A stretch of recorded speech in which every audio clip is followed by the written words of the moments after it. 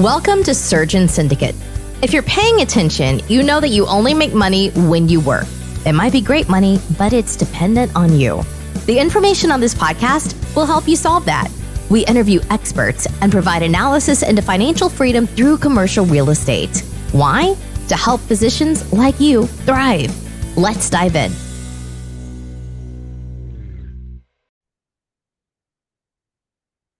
Welcome to Surgeon Syndicate. This is your host, Dr. Michael McManus, and we are here today with Joe Evangelisti.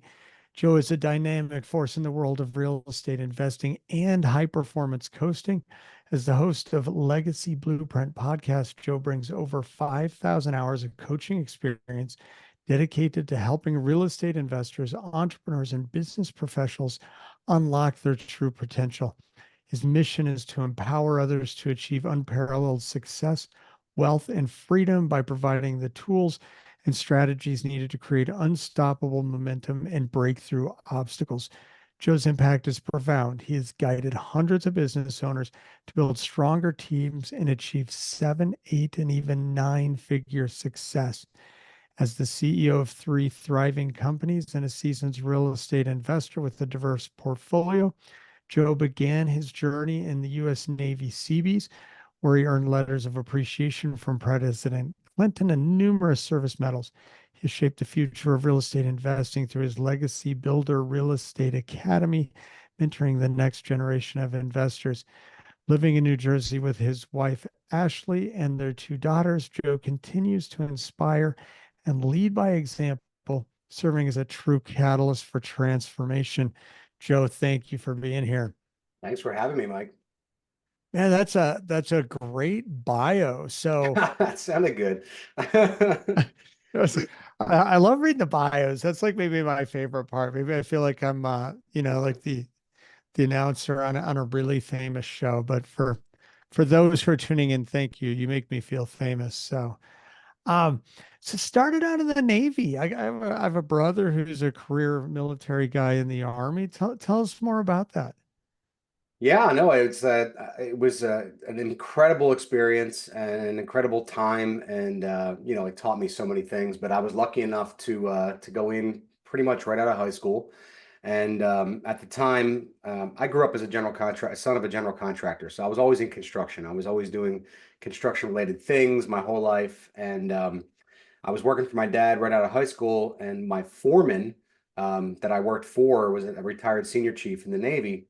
And so, initially I thought I was going to become a Marine, or, I was going to, go do Navy SEAL or something like that. And effectively, he convinced me. He's like, just join the Seabees. And at the time, I'm like, what are the Seabees? And he's like, dude, they're builders of the Navy. Like, you can go do construction and never be on a ship. And I'm really grateful and thankful that he enlightened me to that before I made a mistake and did something I wouldn't have enjoyed as much. But I got to spend 6 years as a builder in the Navy and flying all over the world and serving a couple presidents and doing a lot of cool stuff. So what was the coolest thing you built in the Navy, if you can tell us? Yeah, I mean, I built a lot of cool stuff. I think one of the coolest things I got to do, one of my last tours was actually in 2003 when we were invading Baghdad. I was actually in the Central Command Center. I wasn't near the attack, but we were a couple hundred miles south in a country called Qatar, and I got to build General Tommy Franks and all like they call it the head shed, right? All the generals that ran the war. I got to build out all their private and secured offices, and they called them SCIFs, right? Secured office compound inside of a hangar, effectively. So we had this gigantic, airplane hangar, and we basically built, confidential offices throughout the hangar. Oh, wow. So you turned the hangar into an office building. Yeah, basically. Yeah, exactly. Exactly. But got to meet a lot of cool people along the way, which was the fun part.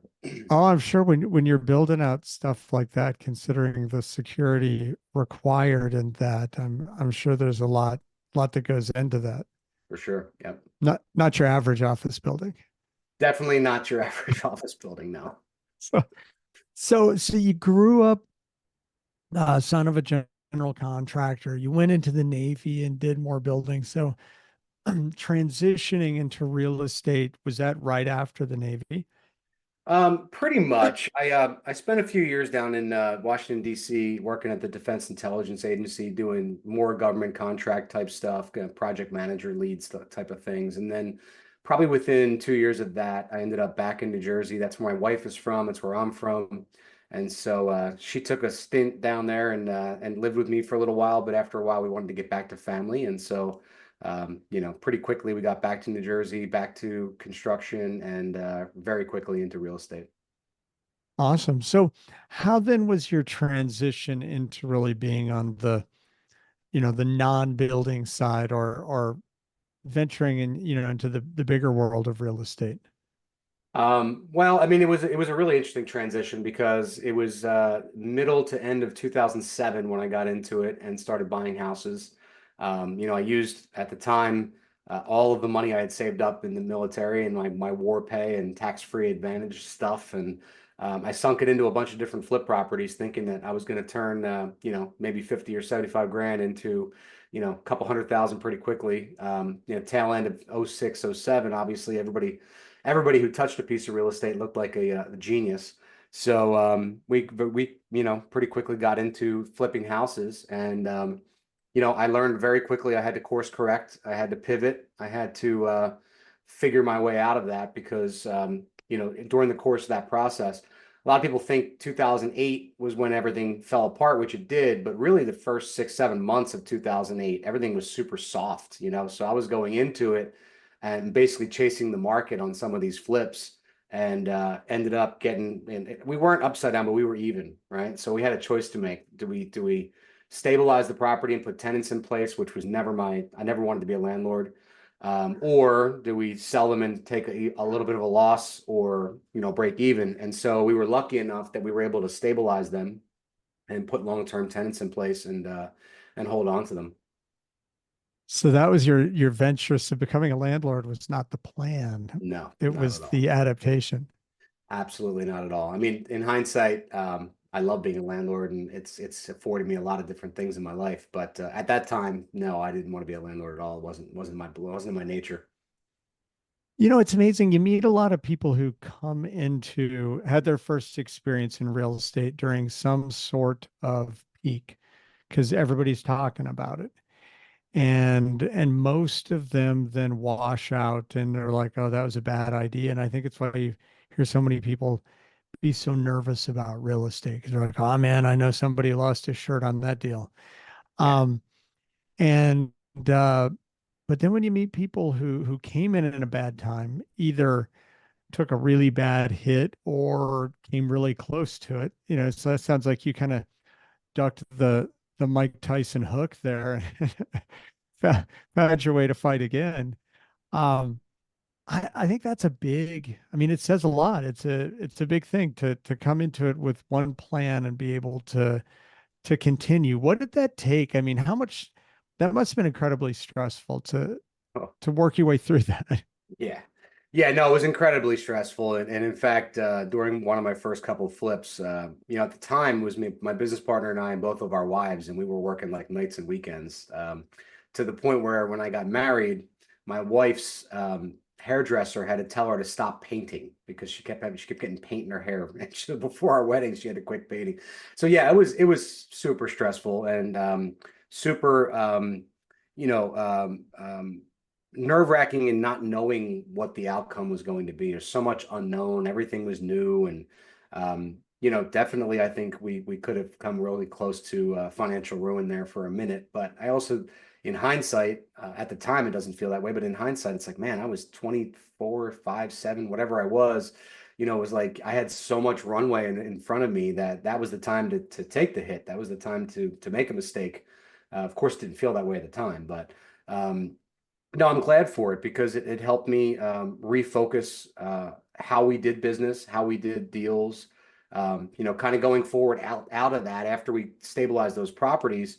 I had all of my money tied up into those properties now because I was able to stabilize them. But as most people who I'm sure your listeners are listening to this know, that your bank is not too excited about refinancing your own cash back out of a deal.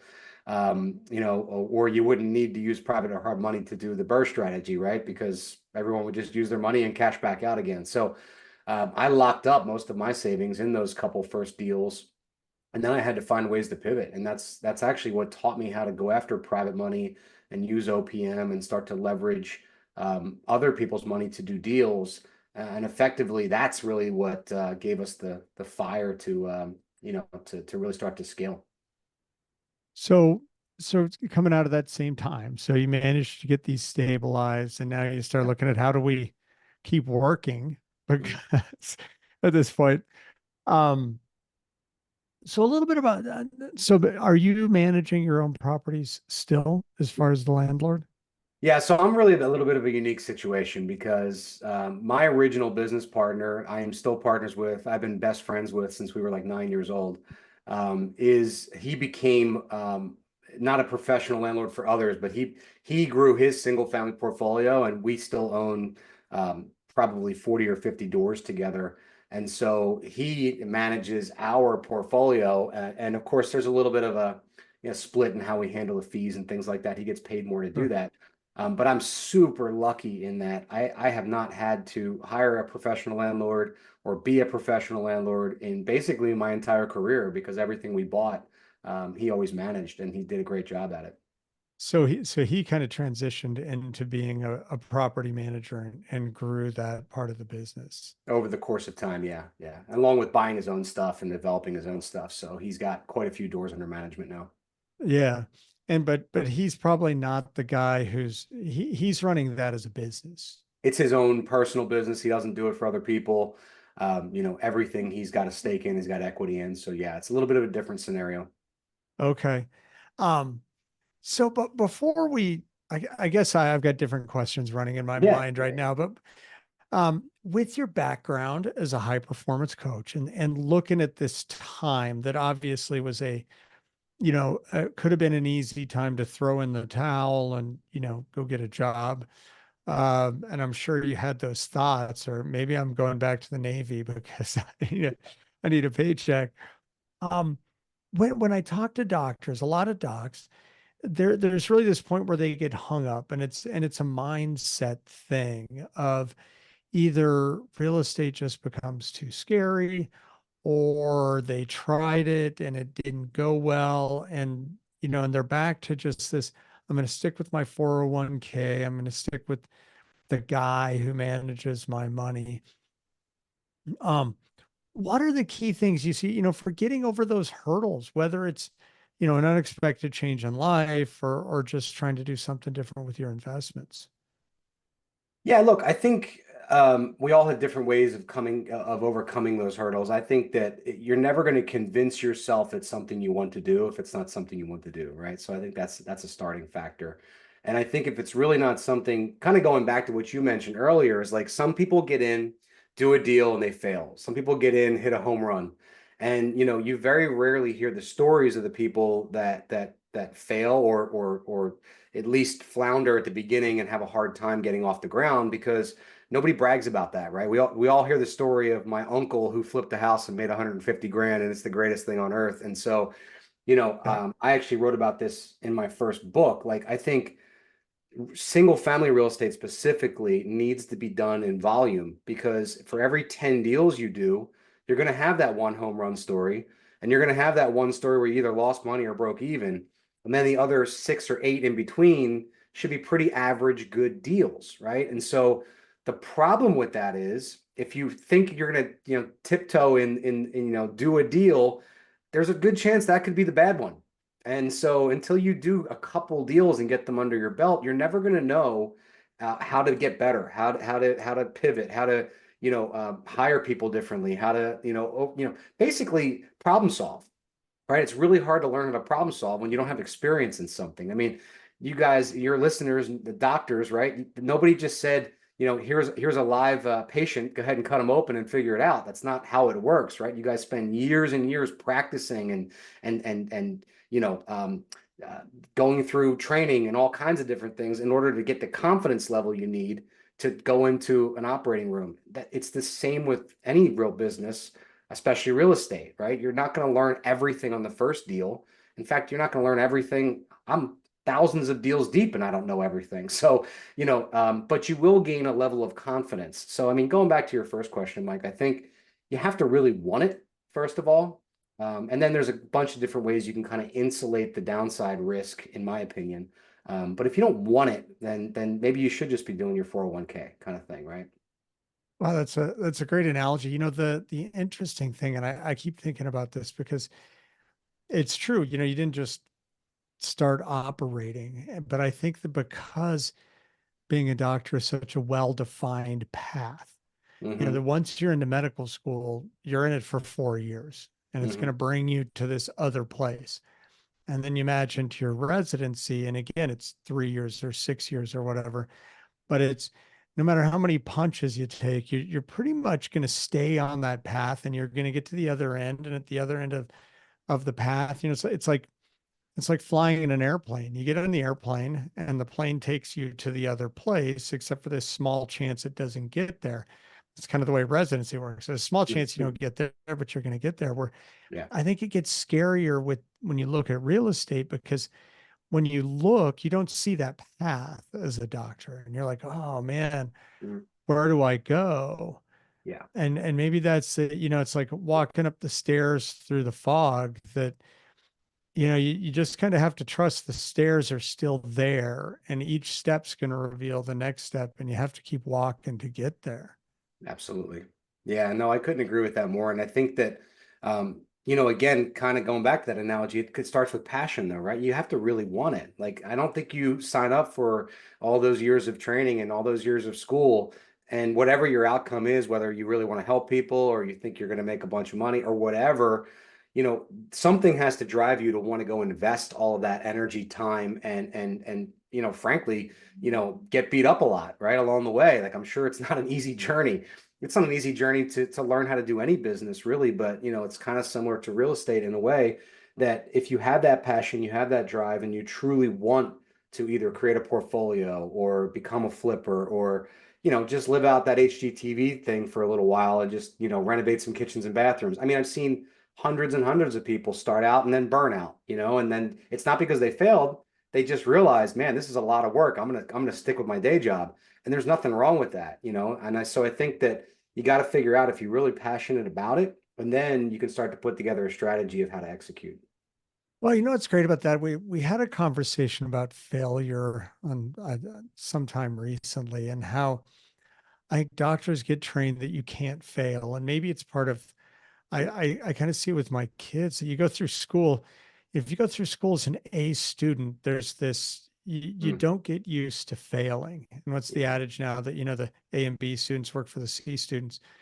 Because the C students took a few lumps yeah, beginning early in life and just kept figuring it out. And as doctors, we feel this like, oh, I did that and I failed.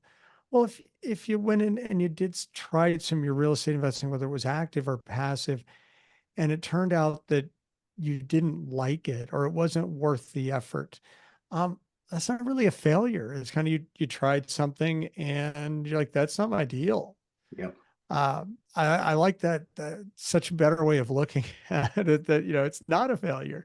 You yeah, gave it a whirl and saw. And I think the key coming into it is learning how to manage your risk. You don't decide you're going to become a real estate investor. Well, unless you're going to be committed to it. If you're going to put everything you have in it and go all in, well, that's kind of like, starting medical school. You get into it and you take out a big enough loan to get through your first year. You better be ready to finish you're the in. whole thing off. Yeah, you're in, right? But Absolutely. you could go into real estate without going all in, and find a way to see if it's really your deal. Yeah, I So totally agree. Yeah. So then you started raising capital for your deals. So you're bringing other people's money um, into the deals. Now that's a kind of a totally different world. So yeah, I mean, you were a kid of a GC. You went in the Navy and you built things, and you bought your own stuff and you built things, and now you made this huge switch into basically private equity. Yeah. How is that? Yeah, it's funny that you mentioned private equity because, fast forward, I don't know, 15, 17 years later, I'm actually talking to real private equity companies, and I never in a million years would have called it or thought of it as private equity back then. It's just, you know, um, basically borrowing money from friends and family and trying to figure it out. But my favorite lesson at the beginning of, if you want to call it private money, private equity, was at the time a really good referral of mine who wanted to connect me with private money. And I knew he was a lender. He was referred to me by another, like one of the top tax lien companies in South Jersey, and he had invested millions with them. And so I reached out to the guy that owned the tax lien company I knew at the time, and I said, is there any investors you might want to look into single family flips and things like that? And he said, yeah, I got this one guy. And I always give the advice now that if you want money, ask for advice. And if you want advice, ask for money. And I learned the hard way because I sat him down at our first dinner or lunch together, and I said, I'm looking for money. Like, I want to go buy deals. And really, at the time, I had the luxury of time because I was dealing with a lot of short sales. And so this is before really short sales became mainstream and before you needed an attorney to negotiate them. And so I had my license, and I was taking short sale listings to help people out of foreclosure, or avoid foreclosure rather. And I had this pipeline of short sales getting approved, and I would run around and try to find other investors to do them. But I had this like amazing opportunity to find cheap houses. And so I sat this guy down. I asked him for money, and he says, "I'm going to introduce you to this guy. I'm going to introduce you to that guy. I'm going to take you to my bank. So he started giving me all this advice. And finally, about a month later, I came to him. I said, what would you do if you were me? And finally, he was like, how much money do you need? And I'll never forget, my second favorite lesson to this is when you're getting in. Now, this may or may not pertain to your listening audience, but if you're trying to get in and trying to raise private money, is you do whatever you have to do if it feels right on the first couple deals. And so what I mean by that is he said, I'll give you the money you're looking for, but at the time, he wanted 15% interest and 20% of the profit. And I was like, okay, fine, let's do it. And so my partner and I ended up flipping that house in and out in like 60 days, which I don't even know how I did that because I couldn't even do that today. But I did it in like 60 days, sold the property, made such a big profit that same investor sat me down to lunch right after we closed, and he slid me a check for $5,000. And he was like, we made too much. I feel guilty taking it from you. And so I actually ripped the check up and slid it back. And I said, a deal's a deal. And so that initial loan, which he lent to us, which I think was about $180,000. There came a point in time in single family world where I had up to $8 million of his money on the street doing flips. And it all stemmed from that first deal that we did. So people are always like, man, you can't give up profit. You can't give up equity. You're paying too much. I'm telling you, as long as you can make the deal work, you do what you have to do to bring on your first couple investors and then take care of them. And I love that because you see it all the time. And like watching Shark Tank, somebody's decided that they got this great thing. And it's like, what would you, I forget what the saying was. Something like, if, would you rather have 100% of nothing or half of something? Yep. So you end up with, or less. Yeah. Would you rather have 20% of $8 million or 100% of $10,000? Yeah. It's, I love when they fight over 3 or 4% equity, and it's like, you don't even have a company yet. You did $500,000 in revenue, and you're fighting over 3%. Like, yeah, you're totally right. Totally right about that. Yeah, and you get this chance to partner with somebody with an amazing track record. Like once you're partnered with somebody like that, your chance of failure goes down by like 95%. Yeah. The right partners. And Absolutely. I agree with that. And, I think that the second piece to that lesson to that is word travels fast, right? So, he would tell that story he's been telling that story for 15 years. Like, we're still really good friends. He tells that story to everyone he introduces me to. So it's like, that's the kind of thing that just immediately, gets people's attention and obviously, gives them a little bit of confidence. yeah, well, that's a big act to with a big player when he's feeling like, I'm going to give it back, and you're like, nope, Yeah. here we go. And because it says something about who you are. Like, Yeah. here's somebody who's pretty stand-up guy. So um that's I had another question off of that, and I forgot what it was. Um oh no, sorry. It was even a story. It's funny because I talk about this and how sometimes you see things and it's not so easy to follow through, because there's a couple things I've got in the pipeline that my biggest struggle has been really the promotion and the marketing. Mm. And a couple weeks ago, had lunch with a guy it was part of a kind of a networking group. And he says, because I was new to the group and the other guys there all know each other. And so they're talking about their biggest frustrations in business. And he says, he's a marketing guy, has a marketing agency. And he says, my biggest frustration is the agency's doing great, but I'm still just really trading time for money, because I take on bigger accounts and then I work harder, and, I hire more people, but then I got to manage them. And I see my clients, you know, they pay me $50,000 and then they go make $800,000 off of what I help them build. Yep. And he goes, I want to figure out a way to be more of, in the equity game with them. Mm-hmm.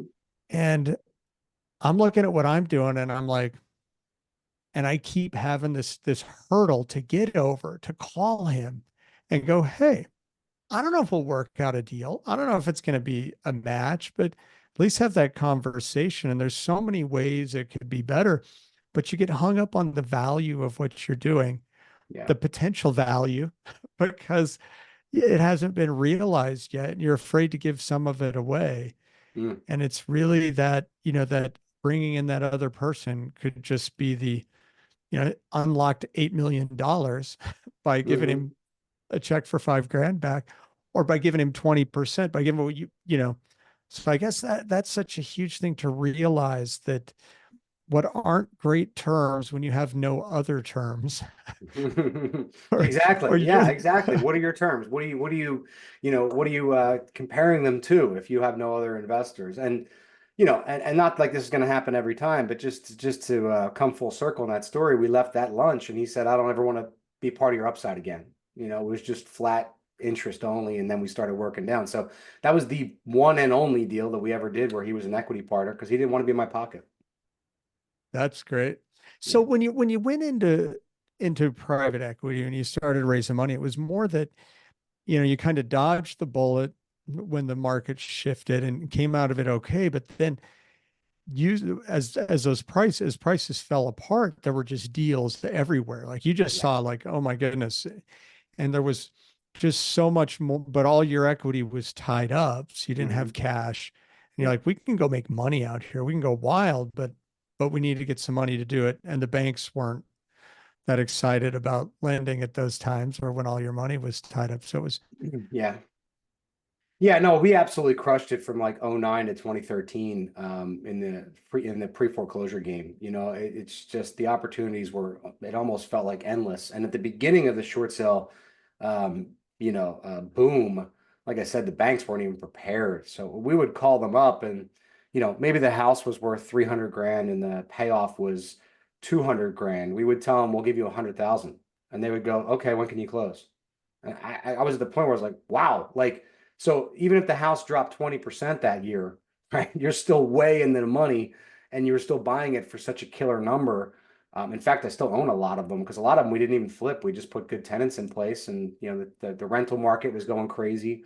And I'll tell you what, it feels a lot like that now. I don't think we'll see the short sale business that we saw before, but you're seeing a lot of that superior rent increase, and people, they can't get mortgages, they can't qualify, and there's a shortage of houses. So, the rent numbers are through the roof right now, and I don't think they're going to come down.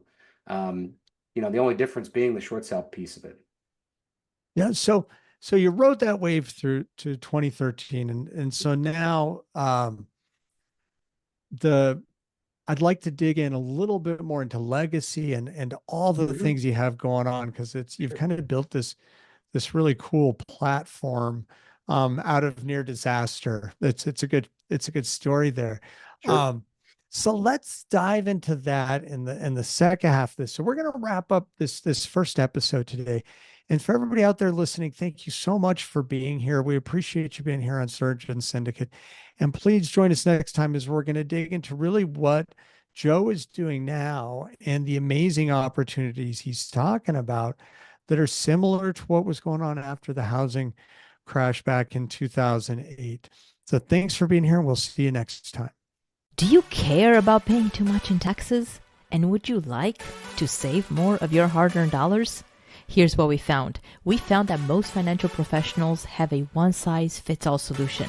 So the question is, would it make it easier for you to have someone tailor your tax solutions to your individual needs so you can keep more of your money and do what you want with it? That is exactly what we do at Excelstra. As surgeons, we know the difference between routine surgery versus life-threatening interventions.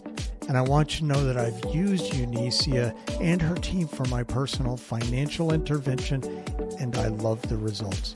I would do you a disservice if I didn't recommend them to you. We'd love to help you, so let's jump on a call and see how we can collaborate. Simply go to www.excelstra.com/McManus and book your free call today. This has been an episode of Surgeon Syndicate. If you got value from this episode, you know other surgeons are hungry to become job optional, and you can help them by sharing this content today. Schedule a call and we can make a plan. Looking forward to having you with me on the next episode.